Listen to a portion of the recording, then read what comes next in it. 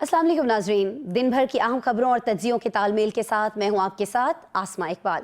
नाज़रीन, दिन भर की अहम खबरों और वाक़यात पर बात करने से पहले मैं तारीख़ में वक्त की बूढ़ी आंखों की एक गवाही की बात करना चाह रही हूँ। बात बरसों नहीं, दहाइयों नहीं, बल्कि सदियों पहले की है। लेकिन नाज़रीन, कितनी ही पुरानी क्यों ना हो बात, तब भी खुदनुमाई, गुरूर और ख्वाहिशात इंसान पर कब्ज़े के लिए साजिशें बनी जाती रहती थी। यानी इंसान की फितरत वही थी जो आज है। उन्हीं दिनों की एक बात यह है कि एक ताजिर हाथ में कुछ कपड़े लिए चले जा रहा था कि रास्ते में उसकी मुलाकात उसके दोस्त से होती है। उसका दोस्त सवाल करता है कि जनाब कहाँ चले। ताजिर कहता है कि बाजार जा रहा हूँ, कुछ चादरें, कपड़े, मलबूसात हैं, उन्हें बेचूंगा ताकि गुजर बसर हो सके। ये सुनकर उस ताजिर का दोस्त उससे कहता है कि आप इस तिजारत में लगे रहेंगे तो क़यादत का क्या बनेगा। ये सुनकर वो ताजिर भी सोच में पड़ जाता है। बात तो दुरुस्त थी। दरअसल वो ताजिर अपनी कौम का नौ मुंतखब सरबराह था। उसे ये जिम्मेदारी हाल ही में मिली थी। अब दोनों दोस्त तीसरे दोस्त के पास गए कि इस मसले का कोई हल निकाला जाए। और हल नाजरीन ये निकला कि कौम के सरबराह की एक तनख्वाह मुकर्रर कर दी जाए और वो तनख्वाह उस सरदार, सदर या सरबराह ने एक मजदूर के दिहाड़ी के बराबर रखी। यानी सरबराह मुमलिकत की तनख्वाह एक मजदूर की तनख्वाह के बराबर होगी। साथियों ने यह भी कहा कि ये तो बहुत कम है, गुजारा कैसे करेंगे। जिस पर उस ताजिर ने जवाब दिया कि जब मजदूर का गुजारा हो सकता है तो फिर मेरा क्यों नहीं, और अगर गुजारा न हुआ तो पहले मजदूर की तनख्वाह बढ़ाएंगे और फिर अपनी। ये ताजिर नाज़रीन हमारे खलीफा अव्वल हज़रत अबू बकर सिद्दीक रज़ियल्लाहु ताला अन्हु थे। उनका ये वाक़या तब से मेरे जहन में है जब से अरकान पार्लियामेंटेरियंस ने अपनी तनख्वाहों में लाखों रुपए का इजाफा किया। क्या केपी, क्या पंजाब, क्या कौमी असम्बली और क्या सेनेट, सब ही के अरकान ने अपनी अपनी तनख्वाहों में खूब इजाफा करवा लिया कि गुजारा नहीं होता। और हैरत की बात यह है कि ये इजाफा उस हुकूमत ने किया जो अखराजात में कटौतियों के लिए कई वजारतें ख़त्म कर रही है, सरकारी इदारे बेच रही है और लगभग 1.5 लाख सरकारी मुलाजमतें ख़त्म करने पर काम कर रही है। नाज़रीन, आज हम इसी पे बात करेंगे कि एक तरफ हुकूमत सरकार के इदारे बेच रही है, पेंशन से जान छुड़ाने की कोशिशें करती दिखाई दे रही है, सरकारी मुलाजमतें घटाने की बात कर रही है, तो दूसरी जानिब किसी वजीर का प्रोटोकॉल जो है वो कम नहीं हुआ। ना किसी वजीर ने ये ज़हमत की कि दिखावे के लिए ही सही चलें कुछ रोज़ छोटी गाड़ी का इस्तेमाल कर लेते। वजीरों, मुशीरों और अरकान पार्लियामान की तनख्वाहें यहाँ के बढ़ती जा रही हैं और वही काबीना में दर्जनों मुशीरों, वजीरों की तौसी भी हो रही है। नाज़रीन, इस्लाम के नाम पर बनने वाले मुल्क और असहाबे रसूल को रहनुमा मानने वाली क़यादत को क्या ये सब ज़ेब देता है? इसके साथ ही आज हम ये भी बात कर रहे होंगे कि मुल्क में बढ़ती हुई दहशतगर्दी और खैबर पख्तूनख्वा हुकूमत की अफ़गानिस्तान वक्त भेजने के हवाले से कि वफाकी हुकूमत जो है वो हमें TORs दे ताकि पेशावर से काबुल के लिए वक्त भेजा जा सके। नाज़रीन, अगर ऐसा होता है तो क्या ये सूबे की वफाक के मुकाबले में मुतवाज़ी सिफारतकारी नहीं कहलाएगी? केपी हुकूमत की जब हम बात करते हैं तो आखिर काबुल में वो सिफारती वक्त भेजने में इतनी बेचैन क्यों दिखाई दे रही है और ये मसला एक वक्त से क्या हल हो पाएगा? साथ ही साथ नाज़रीन, आज प्रोग्राम में हम आलमी मंजरनामे पर भी नज़र दौड़ाएंगे जहां यूक्रेन रूस जंग के मामले पर यूरोप और अमेरिका आमने सामने खड़े दिखाई देते हैं।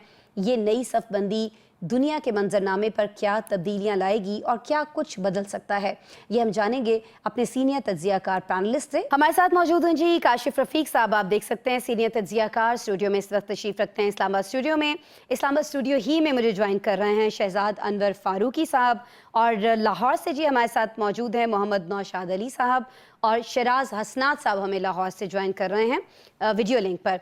मैं सबसे पहले नौशाद साहब आपकी तरफ आना चाहूँगी। इख्तियार वली साहब के इंटरव्यूज़ की मैं बात करना चाह रही हूँ जो उन्होंने मुख्तलिफ TV चैनल्स पर दिए वफाकी काबीना में इस तौसी को लेकर। वो बड़े गमगीन दिखाई दिए और एक एंकर ने तो उनसे ये भी पूछ लिया कि जो क़यादत जिनको आप कह रहे हैं कि गालियाँ पड़ती रही हैं परवेज़ खटक साहब की जानिब से, वो दुखी नहीं है उनको काबीना में शामिल करने पर, तो आपको दुख क्यों है? सर, मेरा सवाल आपसे नौशाद साहब सिर्फ ये है कि ये उसी दुखी क़यादत ने या ना दुखी होने वाली क़यादत ने इनका नाम दिया या नाम फिर कहीं और से आया इनका? बिस्मिल्लाहिर्रहमानिर्रहीम। पहली बात तो ये है कि इख्तियार वली साहब की जो भी गुफ्तगू है वो काफ़ी सेन कह सकते हैं कि गुफ्तगू है अपनी पार्टी से मुतल्लिक, क्योंकि एक तो आपको मालूम है कि ये जो काबीना में तौसी की गई है इसकी कोई ख़ास ऐसा ज़रूरत मुझे नहीं लगता थी।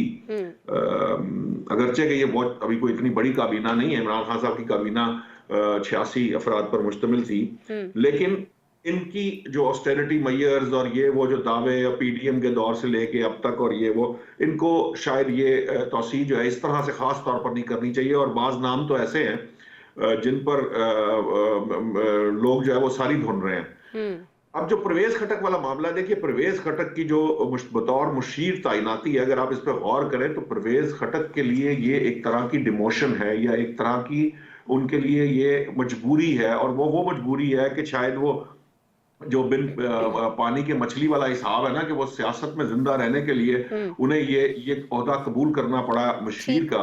लेकिन इसके अंदर जो अहम बात है, देखिए ये ऐसे ही नहीं किया गया। कुछ अर्सा पहले आपको पता है, पिछले माह ये बातें आ रही थी कि वो JUI को ज्वाइन करने लगे हैं, और अगर आज उनको ये मशीर का ओहदा दिया गया है तो ये भी सामने रखिए कि जो आगे हालात KPK के जो तब्दीलियां वहां पे मुतवक्के हैं, प्लस जो नून लीग चाहती है आने वाले वक्त, किसी वक्त के अंदर आइंदा इंतखाबात के अंदर, देखिए उनकी जमात के 17 उन्होंने नेशनल असेंबली के और 73 उन्होंने KP के असेंबली के लोग खड़े किए थे, अगरचे कोई भी नहीं जीता था। लेकिन ये एक ऐसी स्ट्रेंथ है जो अगर नून लीग को मिल जाए, क्योंकि नून लीग के पास इस वक्त सिर्फ 2 लोग हैं, एक अमीर मुकाम और एक इख्तियार वली, पूरे KPK के अंदर जो वोकल हैं और नून पार्टी के लिए बोल रहे हैं। तो अगर उनको एक ऐसी स्ट्रेंथ मुयस्सर आ जाए फ्यूचर में, क्योंकि परवेज खटक साहब माइंड नहीं करते पार्टी चेंज करने को, तो इसलिए अगर वो नून लीग में शामिल हो जाएं तो ये उसके लिए बहुत इंपॉर्टेंट हो सकता है, और ये PTI के लिए बड़ा डैमेजिंग भी हो सकता है जब उनको स्ट्रेंथ मिल जाएगी। ये खासतौर पर मशीर बनने के बाद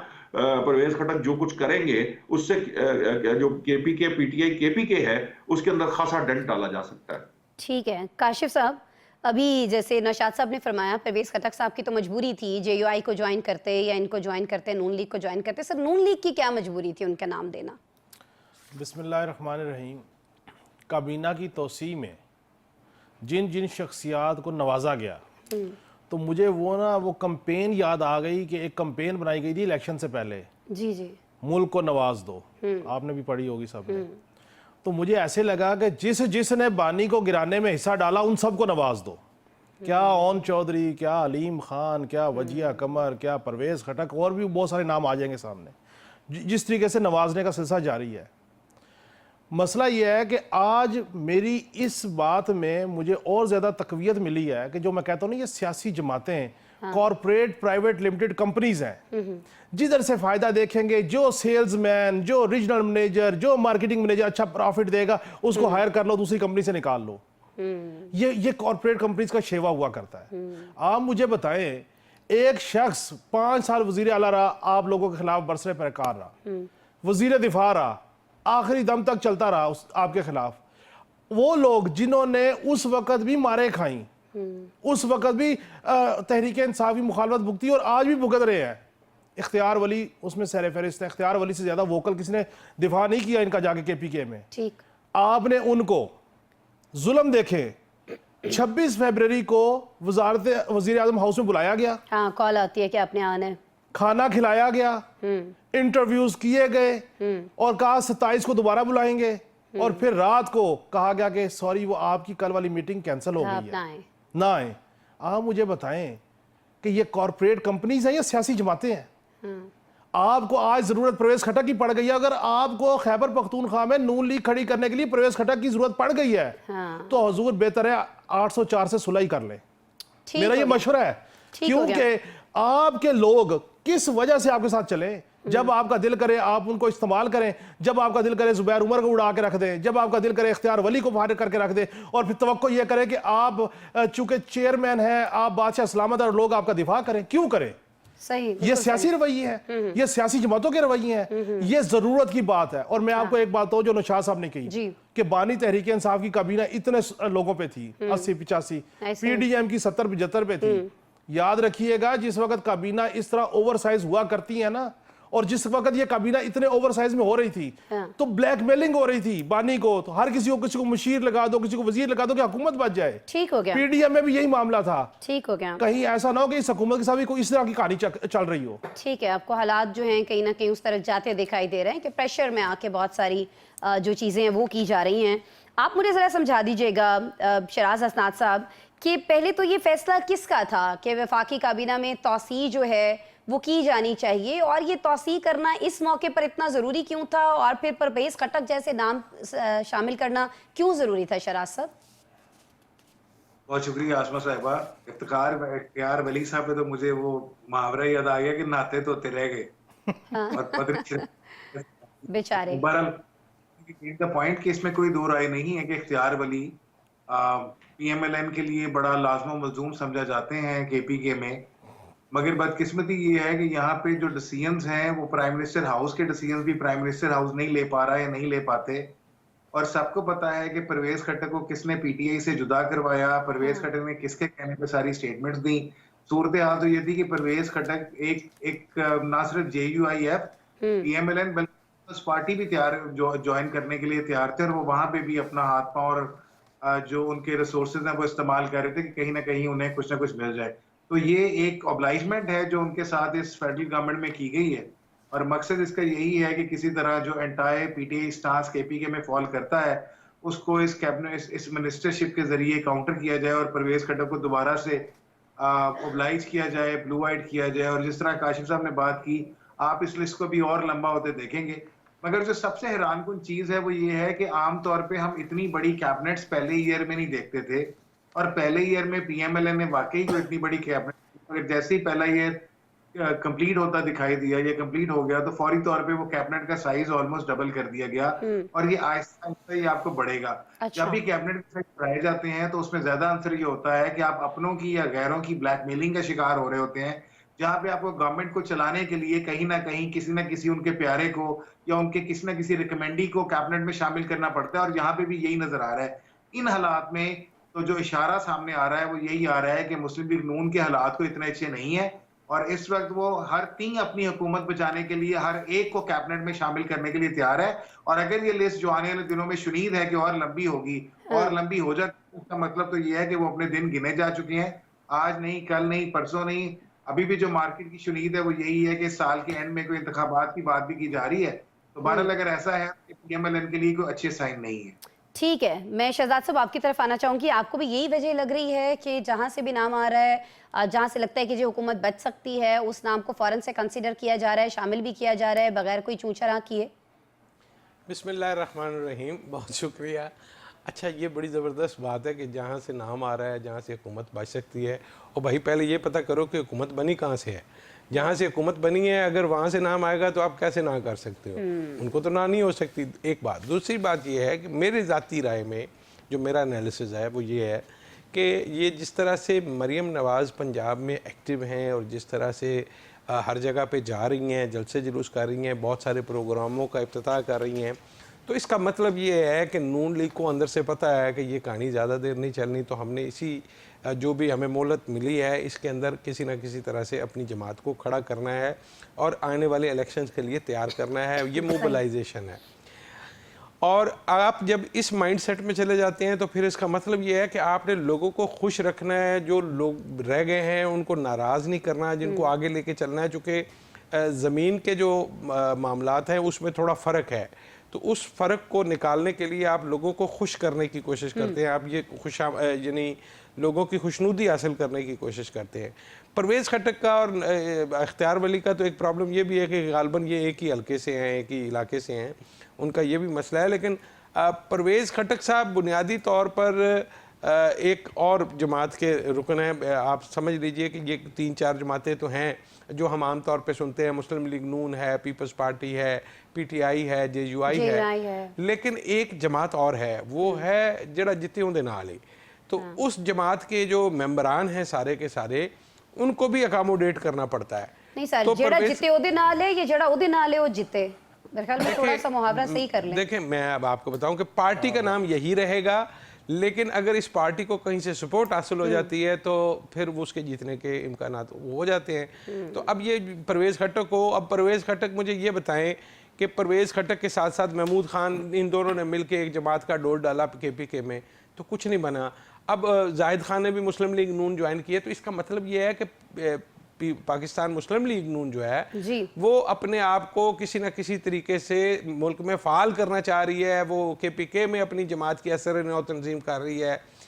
इसके बाद पंजाब में उन्होंने कुछ लोगों को ठीक हो एडजस्ट गया। किया है, तो वो बुनियादी तौर पर जमात को मुतहरक करने और फाल करने के लिए ये सारा कुछ कर रहे हैं। और इसकी कीमत अगर सरकारी खजाने से देनी पड़ती है, कोई झंडा लगाना पड़ता है, कोई गाड़ी देनी पड़ती है, तो कोई मसला नहीं है। ठीक है, कोई मसला नहीं। और इसमें मजीद तोसी, जैसे शराज साहब कहते हैं कि वो भी अगर करनी पड़ती है तो उसमें भी कोई मसला नहीं है, मतलब हर हद तक जाने को तैयार है। अच्छा, परवेज़ खटक साहब की हमने बात कर ली, उन पर जो तनकीद की जा रही है, इख्तियार वली साहब ने जो कुछ कहा उसकी हमने बात कर ली। एक और शख्सियत की हमें बात करनी है, वो भी आजकल बड़े इंटरव्यूज़ दे रहे हैं। खैर, इस तरह के इंटरव्यू वो तब भी देते थे जब वो पार्टी के अंदर थे, तनकीद वो तब भी करते थे, लेकिन अब वो संगीन इल्ज़ामात लगाते हुए में दिखाई दे रहे हैं। शेर अफजल मरवत साहब की मैं बात कर रही हूँ। ब्रेक लेते हैं, ब्रेक के बाद उनके बारे में बात होगी। वेलकम बैक जी। शेर अफजल मरवत साहब को जब से पार्टी से निकाला गया है, खूब गन गरज के साथ बयानात दे रहे हैं, बानी पीटीआई के खिलाफ भी बोल जाते हैं। लेकिन जी अहम बात यह है कि ये उन लोगों में से हैं जो जब पार्टी के अंदर थे तब भी बानी के ऊपर तनकीद कर जाते थे, लेकिन तब ये तनकीद बर्दाश्त की जाती रही, इग्नोर की जाती रही। लेकिन काशिफ साहब, मेरा आपसे ये सवाल है कि जिस तरह के संगीन इल्ज़ामात उन्होंने अब पार्टी से निकाले जाने के बाद लगाए हैं, क्या आपको लगता है कि उनकी इंक्वायरी अब की जाएगी पीटीआई की जानिब से, या वैसे इग्नोर किया जाएगा जैसे पार्टी में मौजूदगी में उनको किया जाता था? अस्मा साहिबा, देखें, आज आपने दोनों जो टॉपिक रखे हैं ना, ये दोनों टॉपिक एक ही पॉइंट की तरफ जाते हैं जी जी। कि ये सियासी जमातें नहीं है, ये कॉरपोरेट कंपनीज हैं। हाँ। जब तक आप फ़ायदा देंगे, आपको गले के साथ लगाएंगे, ओहदा देंगे, इज़्ज़त देंगे, एहतराम देंगे, आपकी जे राम होगी। और जब आप फ़ायदा देना बंद कर देंगे, आप मंजूर नज़र नहीं होंगे, तो वही पार्टी के काबरीन आपके खिलाफ जो है वो एहतजाज भी करेंगे, आपके खिलाफ तनकीद भी करेंगे, हर चीज़ करेंगे। ये बानी तहरीक इंसाफ जो है, ये भी अपनी नौयत की एक कॉरपोरेट कंपनी के मालिक हैं। सईदुल्लाह न्याजी, अकबर एस बाबर से लेके शेर अफजल मरवत भी हैं, मैं कह रहा हूँ जी, आप शुरू हो जाए ना, अकबर एस बाबर, आयशा गुलई, आपको 1000 नाम मिलेगा। हाँ, जस्टिस वजीउद्दीन कि कहाँ कैसे कैसे उनको साथ मिलाया गया और फिर कैसे कैसे उनको जो है वो फारिग कर दिया गया। हाँ। यही वतीरा नून लीग का, यही वतीरा पीटीआई का, यही वतीरा पीपल्स पार्टी का। सर, उनका वतीरा ये क्यों है? चले निकाल दिया ना पार्टी ने, बानी ने डिसाइड कर लिया। मेरी बात सुने, जिस वक्त अकबर एस बाबर को निकाला गया, उस वक्त भी ये कहते थे कि वो ये कर गए तो वो कर गए। हाँ। अब जिस वक्त पार्टी का कोई बंदा बाहर निकलने को तैयार नहीं था, तहरीक इंसाफ का नाम लेने को तैयार नहीं था, उस वक्त शेर अफजल मरवत पागलों की तरह रोडों पे था, मारे खाई, कुछ किया। और फिर आपने क्या किया कि आपको कुछ मंजूर नजर ने जाके कान में कहा कि सर ये तो फलां जगह से प्लांटेड है, सर ये तो फलां जगह से रिपोर्टिंग कर रहे हैं, सर वहां जगह से ये हुक हुए हैं, आपने उनको पार्टी से निकाल दिया। ओ भाई, आप बताएं, बानी खुद कहाँ कहाँ हुक रहे हैं? आप बताएं कि आपको जो कान भरने वाले हैं, उमर अयूब साहब से लेके सारे एक एक का नाम पूछे कि कहाँ कहाँ हुक है, कैसे कैसे वो बचते रहे हैं। तो सर, इसका ये मतलब है कि कैसे 24 36 पर्चों के अंदर मुलतरूब है और बैठे हुए असेंबलियों में। सर, फिर ये इल्जाम लगाना शुरू कर दें, कोई भी रीजन है निकालने की, चले कान भरे गए, इल्जाम लगाने वालों का नहीं है ना जी। हाँ जी सर, मसला उन लोगों का है, उन सियासी कॉर्पोरेट कंपनीज के ओनर्स का है कि जो कान के इतने कच्चे हैं, जिनको जब दिल करे पार्टी से निकाल लो, जब दिल करे रख लो। मुझे आप बताएं, फिर इसी अकबर एस बाबर ने जब फॉरेन फंडिंग का केस लड़ा, साबित किया, उस वक्त उसके घर जाने को तैयार थे, उस वक्त उसको हर तरह की बरात देने को तैयार थे। आज आप शेर अफजल मरवत को निकाले। मैं आपके प्रोग्राम में एक दफा मैंने कहा था, मैंने कहा ये जितने बबांगे दौल आसीने चढ़ा के तनकीद कर रहे हैं और बानी का दिफा कर रहे हैं, जिस दिन बानी की डील होना शुरू हुई, पूरी एक फहरिस्त होगी, उसके ऊपर क्रॉस होगा, उसमें मेरी बिरादरी के लोग भी होंगे जो आज महात्मा गांधी बना रहे हैं इमरान खान को। ये बात नोट रखिएगा, ये भी साथ होंगे, इनके सियासी लोग भी साथ होंगे। और बानी कहेगा जी मुझे आप ईज आउट करें, मुझे बताएं कैसे छोड़ना है, मेरी तरफ से सबको फारग करवा दें। ठीक है, चलें अभी वापस इसी वक्त में आते हैं, वो तो चले जब होगा सो होगा। लेकिन अभी मुझे एक चीज़ समझ नहीं आ रही नौशाद अली साहब, आप बताइएगा। बहुत सारी पार्टीज़ हैं जो अपने कारकुनान को डिसिप्लिन की खिलाफ वर्जी पर निकाल रही होती हैं, कुछ ऐसी बयानबाजी पर निकाल रही होती हैं, लेकिन वो लोग जब निकल जाते हैं, चाहे वो नून लीग हो या पाकिस्तान पीपल्स पार्टी हो, तो वो इस तरह के बयानात नहीं देते जिस तरह के बयानात जो वो शेर अफजल मरवत साहब दे रहे हैं, जिस तरह के बयानात जो आयशा गुलई साहबा ने दिए, परवेज़ खटक साहब ने दिए, या दीगर जिनकी हम बात करें अकबर एस बाबर साहब ने दिए। तो क्या ऐसा तो नहीं है कि वाक़तन पीटीआई में कुछ ना कुछ ऐसी चीज़ें हों, और अगर सर हैं तो फिर ये क्या है, क्यों है कि जब वो लोग पार्टी में होते हैं तो जैसे काशिफ साहब ने कहा कि वो सड़कों पर निकल के कैंपेन भी करते हैं, बढ़ चढ़ के बानी का नाम भी वो करते हैं, और फिर जूही पार्टी से निकाले जाते हैं तब उन्हें याद आता है कि अब मैं ये सारी चीज़ें दुनिया के सामने हक़ाइक़ लेके आऊँ। देखिए, ये जो पाकिस्तान तहरीक इंसाफ की जहां तक बात है, पहली बात तो ये है कि आप बात समझिए कि जब उनके जो बानी हैं वो जेल में हैं, जब वो जेल में हैं तो वो उस तरह से उनकी जैसे कह लीजिए कि वो कुछ डिपेंडेंस है उनकी उन लोगों पे जो उनके कान हैं या उनकी आंखें हैं या उनको उनके जरिए वो महसूस करते हैं पार्टी की पल्स को। अब वो लोग जो उनके करीब हैं, जो उनके कान हैं या उनकी आंखें हैं, वो जो उन्हें दिखाते हैं वो उसकी बुनियाद पर फैसले करते हैं, और चूंकि वो 100% दुरुस्त नहीं होता, तो इसलिए फिर पार्टी के अंदर जो है वो इस तरह की ये प्रॉब्लम्स पैदा होती हैं जो हो रही हैं। तो इस तरह की बातें भी होती हैं जो कि नहीं होनी चाहिए। अगर बानी तहरीक इंसाफ बाहर होते तो ये सारा कुछ ऐसे ना हो रहा होता। यहां तक तो पार्टी के मामलात है, वो कोई भी जमात होगी उसका लीडर इसी तरह बंद होगा तो ये इस तरह के मसाइल सामने आते रहते हैं। लेकिन कुछ मामलात के अंदर पाकिस्तान तहरीक इंसाफ के जो अपना जो इनबिल्ट सिस्टम है उसके अंदर ना सिर्फ वो बहुत ज्यादा बोल्ड है बल्कि वो बहुत सी चीजों के ऊपर खुलम खुला गुफ्तगू भी कर देते हैं। ये रेजिस्टेंस उनको उनके खमीर में शामिल है, जिसकी वजह से वो अपने लीडर के खिलाफ भी कर सकते हैं, किसी के खिलाफ भी कर सकते हैं। और मैंने तो उनके लीडर को सोशल मीडिया के प्रेशर के तहत फैसले बदलते देखा है। तो अल्टीमेटली क्या होगा कि इस सारे सिस्टम को यहाँ पर इस तरह के मिजाज के अंदर जो शख्स भी पार्टी के बाज लोगों से नाराज होगा वो उसका बरमला इजहार करेगा, और जब इजहार करेगा तो अल्टीमेटली उससे जो है ना वो मुख्तलिफ तरह के रिपरकेशंस पैदा होंगे और वो फर्दर लीड करेंगे, फर्दर चीजों की तरफ ले जाएंगे और मसाइल बढ़ते चले जाएंगे। दूसरी जमातों में जो डिसिप्लिन की जब आपने बात की, वहां पर बात होती है क्लोज डोर, यानी कि वहां कोशिश की जाती है कि आप मीडिया पर या बाहर बैठ के बात ना करें। ना उनका सोशल मीडिया इतना वाइब्रेंट है, ना वहां पे हर आम आदमी की एक्सेस है। वो मखसूस एक खास तरह की किचन कैबिनेट होती है और वो कोशिश करते हैं कि वो सिर्फ अपने अंदर रहकर बात करें। कोई कर भी दे तो उसे भी यही समझाया जाता है कि आप ये ना करें, आप जो है क्लोज डोर्स के अंदर बात करें जो आपने तनकीद करनी है। लेकिन जो पीटीआई का मामला आप बात कर रहे हैं तो चौधरी निसार साहब को जब निकाला गया उसके बाद इतने इंटरव्यूज हुए, काशिफ साहब उन्होंने तो कुछ नहीं बोला। एक जुमला हुजूर बसद एहतराम, इमरान खान साहब बाहर थे तो अकबर असबाबर को उन्होंने बाहोशो आवाज निकाला था। जुबैर उमर को अभी नवाज शरीफ साहब के स्टाफ ऑफिसर थे, बाहोशो आवाज निकाला गया। हजूर यहाँ पे ऑफर आती है, यहाँ पे पता लगता है कि पीछे से किसकी नाम आया, अगर इसको पार्टी से निकाल दे तो आपको डील मिलेगी, मिल जाती है। जुबैर उमर का क्या कसूर था? नवाज शरीफ और मरियम नवाज का दिफा कर रहे थे ना। शराज साहब कुछ कह रहे हैं आप? थैंक यू वेरी मच आसमा साहिबा। तो काशिफ साहब, क्या जुबैर उमर के मामले में डील मिली नहीं? कहा गया कि ये बंदा शामिल नहीं होगा, एग्री कर लिया गया। तो क्या मैं यही कह रहा हूँ। लेकिन सर हम उनके रवैये की बात कर रहे हैं ना, पार्टी से हटाए जाने या निकाले जाने के बाद वो इतना शदीद इल्जामात नहीं लगाते हैं। नून लीग के लोग, पीपल्स पार्टी के लोग, जितने पीटीआई के लोग सर वो एग्रेसिव हो जाते हैं बाद में, क्यों? साहब ने बात की, अकबर एस बाबर से खतरा ये था कि अकबर एस बाबर तो पार्टी को फतह करने चले थे, या अकबर एस बाबर ने रहना था या खान ने रहना था, तो दोनों में से एक म्यान में दो तलवारें नहीं रह सकती। तो लिहाजा इसलिए खान चूंकि बड़ा लीडर था और खान की ज्यादा पब्लिक से, इसलिए अकबर एस बाबर को फारिग किया गया और उसके ऊपर फिर अकबर एस बाबर ने अपनी उस फरागत के ऊपर लड़ाई भी लड़ी और उसको जीता भी और साबित भी किया कि जो डिसीजंस लिए गए थे वो गलत थे। बहरहाल वो एक लंबी स्टोरी है। कमिंग बैक अगेन, मुरब्बत साहब की स्टोरी ये है कि मेरा ख्याल ये है कि पीटीआई के अंदर कम से कम जो भी लीडर निकाले जाते हैं उनके अंदर एक गमो गुस्से की लहर होती है, क्योंकि उन्हें पता होता है कि जब वो पीटीआई से निकाले जाएंगे तो फिर वो कहीं के नहीं रहेंगे।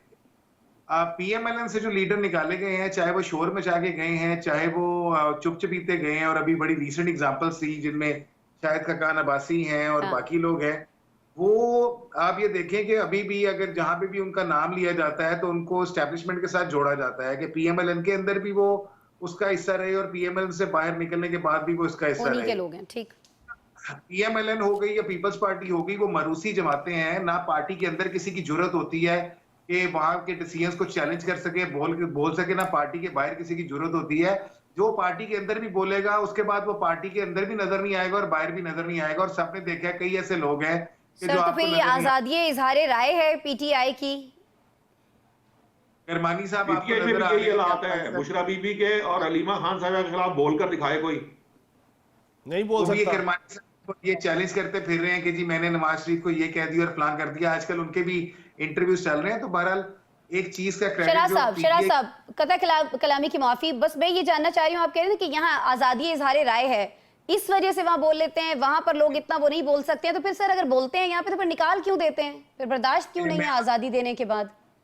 नहीं कह रहा कि पीटीआई के अंदर मुकम्मल आजादी इजहार राय है, मगर compare to other political parties comparison, ठीक है, फिर मुस्लिम लीग नून पीटीआई के अंदर फिर भी कुछ कहा सुना जाता है, ठीक हो बोला गया। जाता है ऑल्सो वन मैन पार्टी, मगर बाकी जमातों में तो किसी की ये जुर्रत भी नहीं है। ठीक हो गया, ठीक हो गया। शहजाद साहब मैं आपकी तरफ आऊंगी। चलिए अभी इन्होंने अगर जुर्रत कर ही ली है, शेर अफजल मरवत साहब ने, वैसे तो पार्टी के अंदर रहते हुए भी बड़े जुर्रतमंदाना बयानात देते रहते थे, लेकिन अब तो इन्होंने हद ही कर दी है। शहबाज गिल साहब पर जिस तरह से खास तौर पर इन्होंने इल्जामात लगाए और वहाँ पर क्या क्या होता रहे, उस बारे में तो खैर डिटेल में मेरे ख्याल में हम ना ही जाएं। मुझे बस ये बता दीजिएगा कि इनको कोई नोटिस दिया जाना चाहिए है पीटीआई की तरफ से? आप खास तौर पर जब हम पीका की बात करते हैं, कोई पर्चा वर्चा कट सकता है इनको? अच्छा देखिए, मैं ना जब मेरी खुशकिस्मती है कि जब काशिफ रफ़ीक बात करते हैं ना तो मेरी रगे मुखालफत फड़क उठती है और मेरा दिल करता है कि इसमें से कुछ निकालूं। तो वो कह रहे थे कि फ़लाँ को बाहोशो आवाज़ निकाला, फ़लाँ को बाहोशो आवाज़ निकाला। तो आपके ख्याल में बाकी लोगों को इन्होंने टुन होकर निकाला है, जो बाकी लोग हैं उनको कैसे निकाला गया? ये बड़ी अजीब बात थी मेरे लिए। हालांकि इक़्तिदार के नशे में टुन हो जाते हैं लोग और वो सबसे बुरा नशा वही है।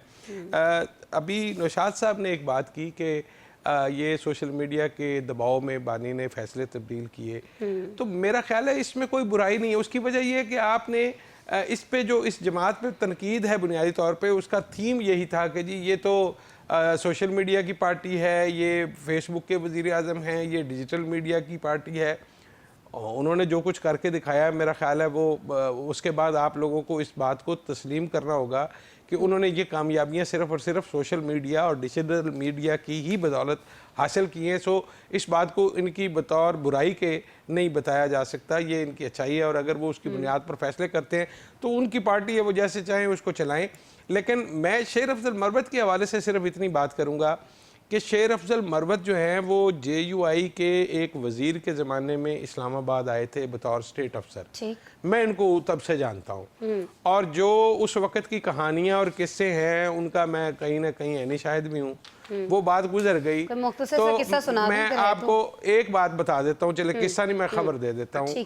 कोई 2 महीने पहले इस्लामाबाद के एक जो सबसे मरकज़ी थाने हैं उनमें से एक थाने के अंदर इनके एक अजीज़ पकड़े गए जो कि JUI फे के एक सेनेटर के समधी भी हैं। और उन पे चार्जेस ये थे कि उन्होंने कोई फ्रॉड किया है, जाली कोई वो लोगों को नौकरियों के लेटर देते थे, अपॉइंटमेंट लेटर देते थे, कोई लोगों के साथ उन्होंने अपने प्रोटोकॉल के हवाले से कोई बंदा साथ रखा हुआ था, कोई फ़ोन कराते थे करते थे और लोगों की नौकरियां बेचते थे वो बेसिकली। और उनको वहाँ से निकालने के लिए और कोई पर्चा नहीं हुआ, कोई कुछ नहीं हुआ। वहाँ पे जितना प्रेशर पॉलिटिकली और दूसरी साइड से आया उसका मैं नहीं शायद हूँ कि किस तरह से उनको निकाला गया और शेर अफजल मरवत ने कौन से चैनल से प्रेशर डालने की कोशिश की। तो मुझे उनके बारे में कभी भी कोई गलत फहमी नहीं रही। शेर अफजल मरवत जो हैं वो बिल्कुल उन्हीं के आदमी हैं जहाँ से उनके बारे में कहा जा रहा है। तस्दीक हो गई है जो आपने दूसरी तरफ से और कहाँ से प्रेशर आया क्या बात की ना, तो उससे कहीं ना कहीं तस्दीक हो गई जो PTI के अंदर से उनके ऊपर इल्जामात लगाए जाते हैं जिस पर बड़े सिखपा आजकल दिखाई दे रहे हैं। अब नाज़रीन ब्रेक लेते हैं प्रोग्राम में। आज ऐसा लगता है कि हम जो हैं वो सारी जितनी भी कंट्रोवर्शियल शख्सियात हैं उनके हवाले से बात कर रहे हैं। पहले टॉपिक में हमने परवेज़ खट्टक साहब के बारे में बात की, दूसरा टॉपिक हमारा शेर अफजल मरवत का, और तीसरा टॉपिक जो है हमारा अली अमीन गंडापुर साहब के हवाले से, कुछ उनके बयानात के हवाले से और ख़ास तौर पर दहशतगर्दी को लेकर जो उनकी एक राय है और जिस तरह से वो वफूद भेजना चाह रहे हैं अफगानिस्तान में, उसको लेकर भी उन्होंने एक ताज़ा बयान दागा है। क्या बयान है और उस बयान के बाद क्या कुछ हिकमत अमली सामने आ सकती है वफाक की जानिब से और ख़ुद KP सूबे के जानिब से, इस पर बात करते हैं ब्रेक के बाद। वेलकम बैक जी। मरियम नवाज बमुकाबला गंडापुर, आज हम इस पे बात करने वाले हैं। पंजाब में तरक्याती काम जारी हैं लेकिन गंडापुर साहब कहते हैं कि जितनी तरक्की उन्होंने KP में की है उतनी सिंध तो क्या पंजाब में भी नहीं हुई है। सिंध का तो उन्होंने खैर ऐसे जिक्र कर दिया था, असल में तो वो बात पंजाब ही की करना चाहते जहाँ आजकल बड़ा चर्चा है कि बहुत ज़्यादा तरक्याती काम, और उन्होंने कहा मैं तो उस काम को कहीं गिनता ही नहीं, और अगर इस पर मनाजरा करना चाहती हैं मरियम नवाज साहिबा तो मेरे सामने आकर बैठ सकती हैं, मैं उनसे बात कर सकता हूँ। सारे सवाल जो होते हैं KP में सेहत कार्ड हो या दीगर जो सहूलियात हैं उनको लेकर के हमने कारकर्दगी नहीं दिखाई है सिफर के बराबर, मैं इसका भरपूर जवाब दे सकता हूं, लेकिन इसके लिए मरियम नवाज साहिबा को मुझसे मनाजरा करना होगा। एक तरफ तो मनाजरे की बात कर रहे हैं और दूसरी जानिब कुछ अहम फैसले जो हैं खासतौर पर पाकिस्तान में और KP में जो बेअमनी की सिचुएशन है उसको लेकर वो खुद ही सारे फैसले करना चाहते हैं। वफाक को वो दावत ज़रूर देते हैं लेकिन इस दावत पर कोई खासा हौसला कुन जवाब जो है वो नहीं आता है। काशिफ रफ़ीक साहब, मैं आपकी तरफ आऊँगी। मेरे ख्याल में ये जब हम तरक्याती कामों की बात करते हैं, ये सारे इल्ज़ामात, सारी ऑफ़र्स अपनी जगह, लेकिन सर जो इसमें सबसे ज़्यादा ज़रूरी चीज़ है जिस पर बात की जानी चाहिए वो KP में बेअमनी की सिचुएशन है। सर इसकी ज़िम्मेदारी किस पर है? सूबाई हुकूमत पर। इसलिए सूबाई हुकूमत पर है कि 1 साल आपका अंदरूनी इख्तलाफ भी था, आप सड़कों पे थे, बढ़ के मार रहे थे, इस्लामाबाद को फतह करना चाहते थे, बानी को रिहा करवाना चाहते थे। आपको ये था कि बस ये काम करेंगे और ना और लोग जो हैं वो तरक्याती काम का पूछेंगे ना, हम डिलीवर करेंगे और पॉपुलर सेंटीमेंट में हम चलते चले जाएंगे। बाय द वे गंडापुर साहब ने कोई नया काम नहीं किया, कोई नई रविश नहीं अपनाई। बानी भी अपने वजारत उस्मा के दौर में यही काम करते थे। उन्होंने भी 3.5 पौने 4 साल सिर्फ एक ही राट लगाई, NRO नहीं दूंगा, जाने नहीं दूंगा, छोड़ूंगा नहीं, यानी कि दूसरों की खामियों के ऊपर अपना नैरेटिव बनाते रहे। उन्होंने खुद परफॉर्म करने की जहमत नहीं की। वो तो अल्लाह की तरफ से उन पर ब्लेसिंग हुई कि अदम एतमाद आ गई और उसके बाद वो अदम के बाद घर चले गए और फिर दोबारा एक पॉपुलर सेंटीमेंट में आ गए। एक्चुअल तो ये मामला उनको वहां से दोबारा टर्न अराउंड हुआ उनका सियासत में। गंडापुर साहब का मसला ये है कि गंडापुर साहब चौमुखी लड़ाई लड़ रहे, पार्टी के अंदर इख्तलाफ, ठीक है, वजारत आला हिचकोले में, अमन मसले में, पैसा है नहीं। बानी जेल से एक नया पैगाम भेजते हैं, जो जाके बानी साहब को कान में कहता है बानी साहब उसके ऊपर फौरी आर्डर जारी कर देते हैं। लेकिन on other side mature system में मैं समझता हूँ कुछ भी है। बहरहाल पंजाब में एक काम हुआ, तजावुज़ात के खिलाफ ऑपरेशन है, एजुकेशन है और मामला है। उन्होंने कम से कम परफॉर्मेंस के ऊपर वर्किंग की। परफॉर्मेंस किस हद तक गेज होती है इलेक्शन में, आवाम किस हद तक उसे गेज करती है, वो आने वाला वक्त बताएगा। लेकिन कम से कम अगर आपको अल्लाह ने इख्तिदार दिया, आप ये तो सोचें कि इतना बड़ा सूबा है, फाटा तक आपकी हदूद है, आपने क्या तरक्याती काम की है। अब आप सिर्फ ये कह रहे हैं मुनाजरा कर लें, बता दें भाई आप भी इश्तिहारात छापें, आप भी जैसे इन्होंने बताया आप भी बता दें, मीडिया में आके अपने तर्जुमानों को भेजना, मीडिया में बताएं कि हमने ये प्रोजेक्ट किए, अब आपको ये आसूदगी हासिल हुई। सही है, मां सिवाय इसके इस्लामाबाद पे चढ़ाई कर दो, गोली का जवाब गोली होगा, लीडर को छोड़ेंगे नहीं तो घर नहीं जाएंगे। ठीक है, काशिफ साहब आप ये समझते हैं कि इनके पास बताने को कुछ है नहीं, कुछ नहीं है। और ये इसका सबसे बड़ा नुकसान सूबे के अमन को है, तरक्याती काम ना करके और इस तरह की रविश का। इसी नुकसान पे बात कर लेते हैं। शहजाद साहब आपकी तरफ में आऊंगी। केपी में जो अमन अमान की सूरत हाल जिसकी जानिब अभी काशिफ साहब कह रहे हैं कि सबसे ज़्यादा इसका जो रिजल्ट एक आ रहा है, इस इग्नोरेंस का, वो आ रहा है कि सूरत हाल जो अमन अमान की वो बहुत ज़्यादा ख़राब हो रही है। सर 3 दिन में 2 खुद कुछ धमाके हो चुके हैं। इस सारी सिचुएशन के अंदर आपको लगता है कि अली अमीन गंडापुर साहब का खुद को नंबर 1 कहलाना सही है, दुरुस्त है?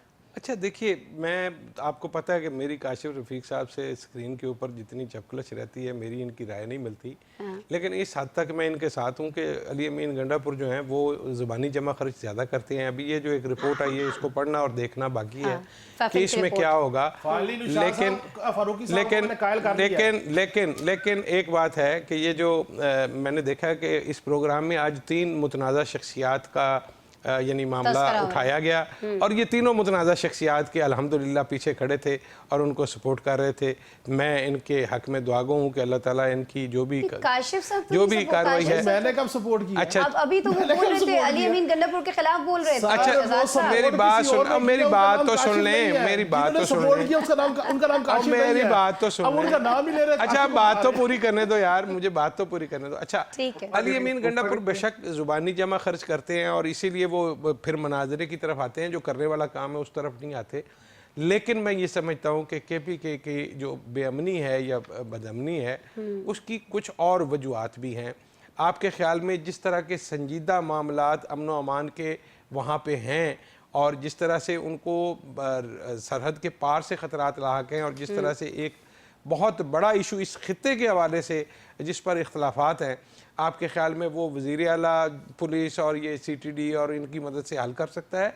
ये उनके बस की बात नहीं है। ये हमने फ़ैसले कुछ और किए हुए हैं। किसी ज़माने में हम अफ़गानिस्तान को स्ट्रेटिजिक डेप्थ के लिए इस्तेमाल करते रहे हैं। अब वहाँ पे जो लोग बैठे हुए हैं उनको कभी हमने दोस्त बनाया, कभी हमने उनको दुश्मन बनाया, कभी हम अमेरिका की लड़ाई के साथ थे, कभी हम अमेरिका की लड़ाई के ख़िलाफ़ थे। तो ये फ़ैसले हमने कहीं और से किया है। अभी हमने उस फैसले को या तो देखें, अब उस फैसले को या तो ऑन करें। आपको याद होगा कि जब पहला ऑपरेशन शुरू हुआ था इस हवाले से इस खित्ते में, तो उसके लिए सारी सियासी जमातों को साथ लेकर चले थे आप। उसके बाद आपका वो ऑपरेशन कामयाब हुआ था। जब तक किसी ऑपरेशन को सियासी बैकिंग और उसके हवाले से सियासी मंजरनामे पे जितनी सियासी जमातें और रहनुमा हैं उनके अंदर इत्तेफाक राय नहीं होता, तो फौजी एक्शन भी उस तरह से कामयाब नहीं होता। ठीक है ये जो लफ्ज है, पाकिस्तान में सिर्फ इस वक्त जितना इंतशार है, पहले उसका कोई नतीजा निकालना पड़ेगा, फिर आप चीज़ों को ठीक कर पाएंगे। ठीक है, ये इख्तलाफ भुलाकर साथ बैठना और पॉलिसी जो है वो एक होना, ये किस कदर ज़रूरी है शहराज साहब? और अगर ये इतना ज़रूरी है, ज़ाहिर है वी ऑल नो, हम किताबों में पढ़ते भी आए हैं, लेकिन ये अमलन हमने पाकिस्तान में होता हुआ नहीं देखा। हाँ, जब पेशावर में स्कूल पर एक अटैक हुआ तब हमने देखा कि सारी जमातें इकट्ठी हो गई, बैठ गई, बहुत सारे फैसले हुए। तो क्यों सर हम हमेशा सानही का ही वेट करें इकट्ठे होने के लिए, इख्तलाफात भुलाने के लिए? साने तो फिर हो रहे हैं, 3 दिन में 2 बड़े अटैक सर। आसमा साहिबा, बिल्कुल जो अमन अमान की जिम्मेदारी है वो सूबाई गवर्नमेंट की जिम्मेदारी है, मगर अगर हम केपीके के तनाजुर में देखें, ये अमन अमान गली मोहल्ले के चोरी डाकू का अमन अमान नहीं है। ये अमन अमान एक नेशनल लेवल का अमन अमान है जिसमें गैर मुल्की हाथ मुलव्विस है, और वो गैर मुल्की हाथ को कंट्रोल करना खाली केपीके गवर्नमेंट की जिम्मेदारी नहीं है, बल्कि जितनी केपीके की जिम्मेदारी है उतनी ही वफाक और जो कानून नाफिज करने वाले इदारे हैं उनकी भी जिम्मेदारी है। अगर तो ये मामला खाली कानून नाफिज करने के हों, जिस तरह मैंने कहा डाका चोरी और बाकी, तो उसमें तो सारा मामला ही केपीके का है, मगर ये मामला केपीके पुलिस, केपीके गवर्नमेंट के हाथ से निकल चुके हुए हैं। इसीलिए आज भी केपीके के लोग इंतजार में हैं कि कब अफगानिस्तान के साथ वो अमन जरगा बैठ सकता है, कब डेलीगेशन जाएगा। अभी तक वफाक की तरफ से कोई उसकी इजाजत नहीं दी जा रही। और दूसरा, इस सारे मामले में खासतौर पे केपीके और मैं ऐड कर रहा हूँ बलोचिस्तान के मामले पे सारी पार्टियों को सारे इख्तलाफात बुला के इन्हें एक पेज पे होना है, इकट्ठे होना है, क्योंकि ये दहशतगर्दी का मामला है। इस दहशतगर्दी में गैर मुल्की हाथ मुलव्विस है और वो हमें आपस में तोड़ के एक दूसरे के साथ लड़ा के इसके बेनिफिट उठा रहा है। इस सारे मामले पे हमें सारे इख्तलाफात छोड़ के इकट्ठे होना है और ये देखना है कि पाकिस्तान के देरपा अमन और पायदारी के लिए हमें यहाँ पे बैठना है और किस तरह हम अपने दुश्मनों को मुंह तोड़ जवाब दे सकते हैं, फिर इसका हल निकलेगा। अगर मैं खाली ये कहूँ कि पंजाब पुलिस लड़ती रहे और कच्चा कवर नहीं कर सकती, या डीआई खान पे अटैक, डेरा गाजी खान से अटैक हो रहे हैं में हो रहे हैं, या मैं कहूँ कि अली मीन गंडापुर अकेला जो है वो ये मामला हल कर सकते हैं, तो नहीं, ऐसे नहीं होगा। ये सबको इकट्ठे बैठना है, एक पेज पे होना है, इकट्ठे बैठना है। खासतौर पर शराज साहब आपने बड़ी इंपॉर्टेंट ये बात की कि जो कानून नाफिज करने वाले इदारे हैं ना, उनको हमें खुद पहले इकट्ठे होना है, फिर उनको उस इकट्ठ से, उस एक बामी इत्तेफाक से उनको मजबूत करना है। नौशाद साहब, मैं आपकी तरफ आऊंगी इसी बात से। मुझे ये बता दीजिएगा कि ये काउंटर टेररिज्म डिपार्टमेंट जो है, इसको क्यों अभी तक उतना मजबूत नहीं किया जा सका? क्यों गवर्नर केपी जो हैं वो कहते हैं कि जी सीएम केपी जो हैं वो इख्तियार रखते हैं, वफाक जो है वो इख्तियार रखता है, लेकिन मुनासिब पैसे ही नहीं दिए जा रहे कानून नाफिज करने वाले इदारों को कि उनको अपग्रेड किया जा सके, उनको जदीद असलहे से लेस किया जा सके, कुछ नई स्ट्रैटेजीज मुतारिफ कराई जा सकें। सर, जिम्मेदार असल में है कौन? सर, बड़ी अजीब सी बात है, क्योंकि अली मीन गंडापुर साहब तो कहते हैं उनके पास 176 अरब रुपए जो है वो सरप्लस पड़े हुए हैं।